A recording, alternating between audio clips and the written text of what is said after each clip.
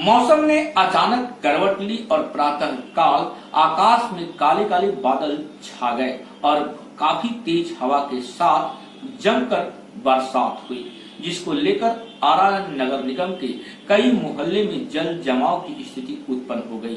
जिलाधिकारी कार्यालय के समक्ष जल जमाव इतनी ज्यादा हुई कि आम जनता को आने जाने में काफी परेशानी हो गई, जिससे आरा नगर निगम का पोल खुल गया, जो हमेशा नारा दिया करता है कि स्वच्छ आरा सुंदर आरा।